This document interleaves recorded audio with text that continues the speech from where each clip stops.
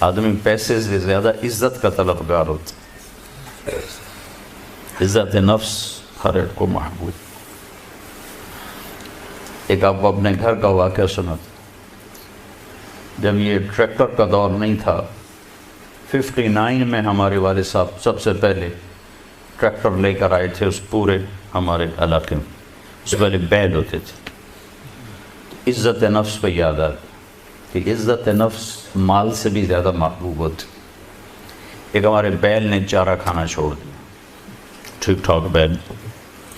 تو ہمارے والد صاحب نے ڈاکٹر بلوایا، اس نے وہ ٹیکا ویکا لگایا، لیکن اس نے پھر بھی نہیں کھایا. تو ایک ہماری برادری کا دیسی حکیم تھا، اس کے پاس اس زمانے میں راستے تو ہوتے نہیں تھے، تو والد صاحب نے گھوڑے پر نوکر کو بھیجا جو اس کو اٹھا کے لایا. اس نے بیل کو دیکھا،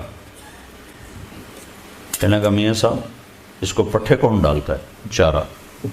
کہا جی یہ ہے ہمارا کسائی، دتو کسائی، اللہ دیتا نام تھا، دتو کیا کہتے ہیں، دتو کسائی. اوے اس کو بیل کے آگے بٹھایا اور جوتا اتارا اور 5 سال جوتے اس کے سر میں مارے.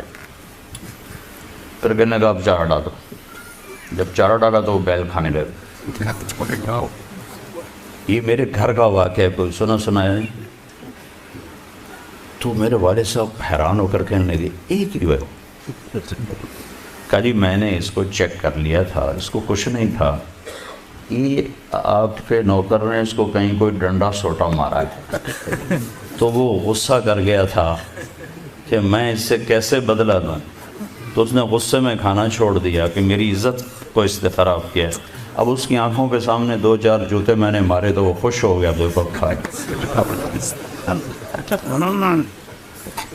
عزت کی طلب کوئی ناجائز نہیں ہے، یہ انسانی ضرورت. مال کی طلب ناجائز نہیں ہے، انسانی ضرورت. ہاں اس کے حدود ہیں، اس کے اندر تو ضرورت ہے، اس کے باہر پھر کوئی کہیں تکبر بن جاتا ہے، کہیں ظلم بن جاتا ہے، کہیں زیادتی ہے. حدود کے اندر تو. ایک حدیث سنا دیتا ہوں، اس مسلمان کو عزت دینا کتنا ضروری ہے. میرے نبی نے فرمایا 1 روپیہ سود کھانا 36 دفعہ زنا کرنے کے برابر. 1 روپیہ یعنی 1 پاؤنڈ سود کھانا 36 دفعہ زنا کرنے کے برابر تھا. اس کے بعد آپ نے فرمایا اور تمہیں بتاؤں سب سے بڑا سود کیا ہے؟ جب 1 پاؤنڈ کا سود 36 دفعہ زنا کے برابر ہے تو آپ نے فرمایا اب تمہیں بتاؤں سب سے بڑا سود کیا ہے؟ الاستطالۃ فی عرض المسلم، مسلمان کو بعزت کرنا سب سے بڑا سود.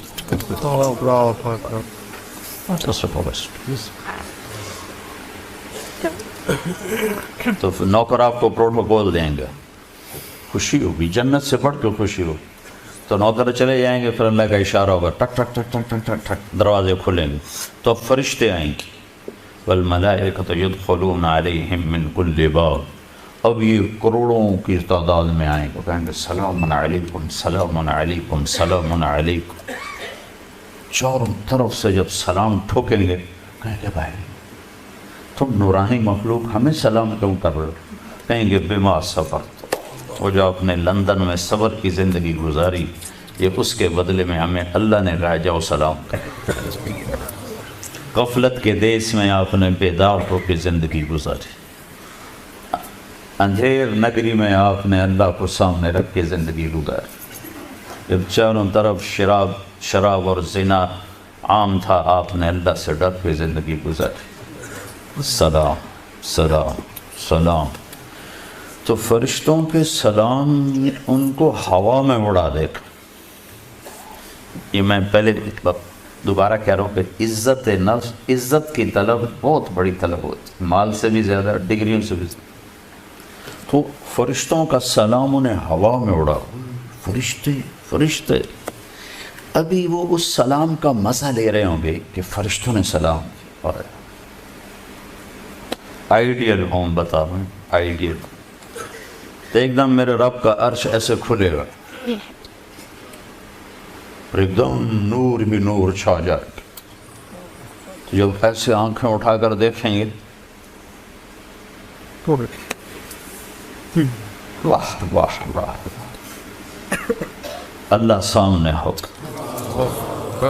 اور اللہ کہے گا سلام قول من رب الرحیم، اب تمہارا رب بھی تمہیں سلام پیش کرتا اور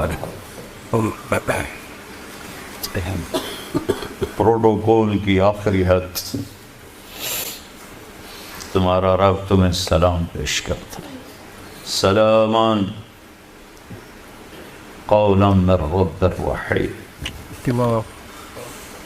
رب رحیم، اے میرے بندو، اے میری بندیو جنہوں نے دنیا میں مجھ سے ڈر کے زندگی گزاری، میں تمہارا رب تمہیں سلام پیش کرتا ہوں اور تمہیں مرحبا کہتا ہوں، تمہیں ویلکم کرتا ہوں۔ پھر میرے نبی نے فرمایا اللہ ہر ایک کا نام لے کر حال پوچھے گا، ہر مرد عورت کا نام لے گا، نام لے کر گئے کیا حال ہے، ٹھیک ہے، کوئی تکلیف تو نہیں، کوئی حاجت تو نہیں، کوئی پریشانی تو نہیں۔ تو جب یہ اللہ کو دیکھیں گے کہیں گے یا اللہ ہم تو تیری عبادت ہی نہ کر سکتے، ہمیں تو پتہ ہی نہیں تھا تو ایسے حسن و جمال والا ہے، کیا یہ ہو سکتا ہے کہ ہم تو یہ ایک سجدہ کریں جیسے لندن میں کرتے تھے؟ یہ وہی کہہ سکیں گے جو نماز پڑھتے تھے، جو نہیں پڑھتے وہ کیسے کہہ سکیں گے؟ کیا یہ ہو سکتا ہے کہ ہم تمہیں ایک سجدہ کریں جیسے دنیا میں کرتے تھے؟ تو اللہ تعالیٰ فرمائیں گے میرے بندو اب پوزیشن بدل چکی ہو، حیثیت بدل چکی، حیثیت، پوزیشن، یا لبو کیسے کہ دنیا میں تم بندے تھے اور میں تمہارا مالک تھا، تم نوکر تھے اور میں مالک تھا، ٹھیک، تم ایمپلائی تھے، تمہاری زبان، تم میرے ملازم تھے اور میں تمہارا مالک تھا، تو تمہارے ذمے میری مانگ کے چلنا، میری عبادت کرنا، نمازیں پڑھنا، روزے رکھنا تمہارے ذمے تھا۔ اب جنت میں آ کے حیثیت بدل گئی ہے، اب تم مہمان ہو اور میں تمہارا میزبان ہوں۔ کیا ہوسٹ کہتے ہیں میزبان کو؟ تو اب تم میرے لیے مہمان ہو، میں تمہارا ہوسٹ ہوں، اور مہمان کو تکلیف نہیں دی جاتی، مہمان کو بٹھا کے کھلایا جاتا ہے، جاؤ کلو واشربو، کھاؤ پیو، ہنیہا، ہنیہا کا کیا مطلب ہے؟ کھاؤ، ہر لقمے کی لذت پہلے سے زیادہ پاؤ، کھاؤ، کھانے کے بعد پخانا کوئی نہیں، پیو، ہر گھونٹ کی لذت پہلے سے زیادہ پاؤ، پیو، پینے کے بعد پیشاب کوئی نہیں، بیماری کوئی نہیں۔ پھر پینے پلانے کی بھی 3 محفلیں قرآن نے بتائیں، کہ یہاں شراب نہ پیو، آپ کے یہاں عام ہے، اس لیے ہر دفعہ میں بتاتا ہوں کہ اللہ کرے آگے والی سوچ دل دماغ پہ چھائی رہے کہ یہاں میرا رب ہر اس چیز سے روکتا ہے جو انسانی وقار کو ختم کرنے والی اور انسانیت پہ داغ، تو یہاں کہتا شراب نہ پیو۔